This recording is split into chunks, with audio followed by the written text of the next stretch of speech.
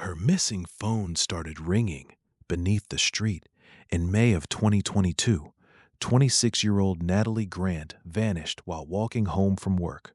Her disappearance baffled investigators.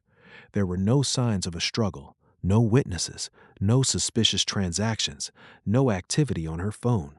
It was as if she had simply disappeared from the face of the earth. Then, nearly 8 months later, city workers repairing a storm drain heard something impossible. A cell phone was ringing beneath the street. The phone belonged to Natalie, and according to investigators, it should have been dead for months. This is the mystery of the missing phone that started ringing beneath the street. Most missing person cases grow colder with time. Leads dry up, witnesses forget details, evidence disappears. But sometimes a case grows stranger. Sometimes a single clue raises more questions than answers. And in Natalie's case, that clue came from somewhere nobody expected. Natalie Grant lived alone in a small apartment near the city center. Friends described her as dependable and cautious. She worked at a medical supply company and followed the same routine almost every day. Leave work, walk 3 blocks to the bus stop, ride home, call her mother before bed. Simple, predictable, safe. On May 14th, she left work at approximately 7:12 p.m. Security footage showed her exiting the building, carrying a shoulder bag and speaking on her cell phone. The footage appeared completely normal. No one knew it would be the last confirmed sighting of her. When Natalie failed to arrive home, her family became concerned. Calls went unanswered. Text messages remained unread. By the next morning, a missing persons report was filed. Police quickly began investigating. Surveillance cameras tracked portions of her route. One camera captured her crossing a street at 7:24 p.m. Another showed her walking past a convenience store at 7:31 p.m. Then nothing. No footage, no witnesses, no explanation. Her phone stopped transmitting shortly after. Authorities searched nearby buildings, vacant lots, and drainage canals. Nothing was found. Weeks turned into months. The case went cold. On a rainy morning in January, city maintenance workers were dispatched to investigate recurring flooding beneath an intersection several miles from Natalie's last known location. The crew opened an access hatch leading into a large storm drainage system. The tunnels below carried rainwater beneath the city, dark, narrow, and rarely visited. As workers descended into the tunnel, one of them suddenly stopped. He thought he heard something. At first, it sounded distant, almost like an alarm. Then it became clearer, a cell phone ringtone echoing through the tunnel.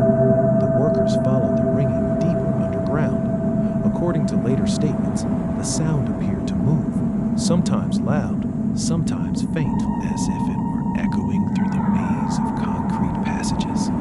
Eventually, they reached a chamber, partially filled with standing water. There, resting on a narrow concrete ledge above the waterline, was a smartphone. Its screen was illuminated, still ringing. The workers contacted police immediately. Within an hour, investigators arrived. The phone was identified as belonging to Natalie Grant.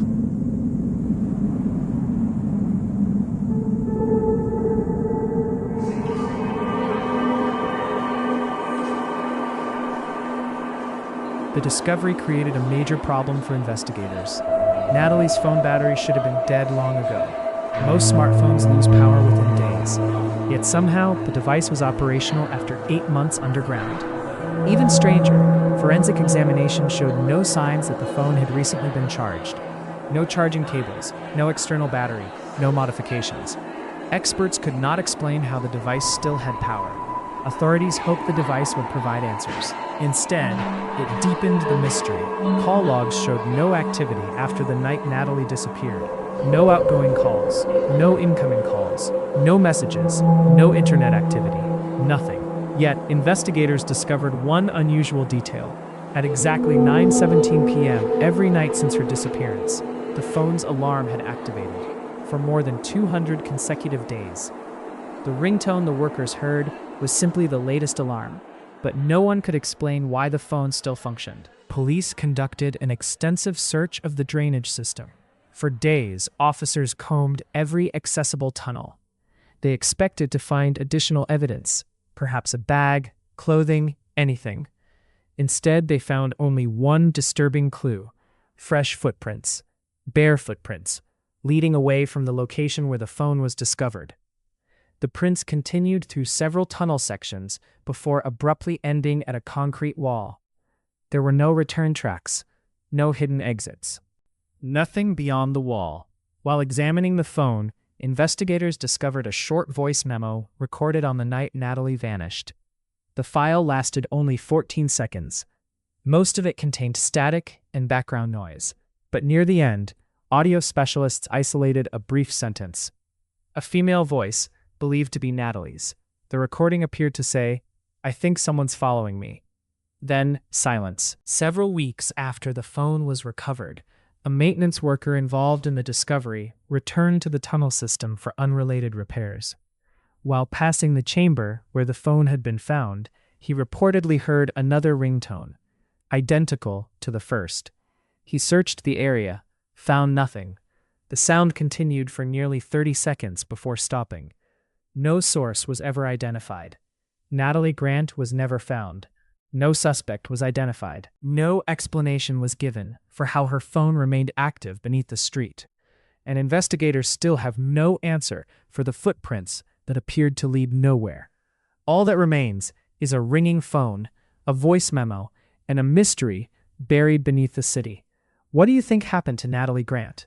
Was there a logical explanation hidden somewhere in the evidence? Or did investigators uncover something they were never meant to find? Let me know your theory in the comments, and subscribe for the next unsolved case.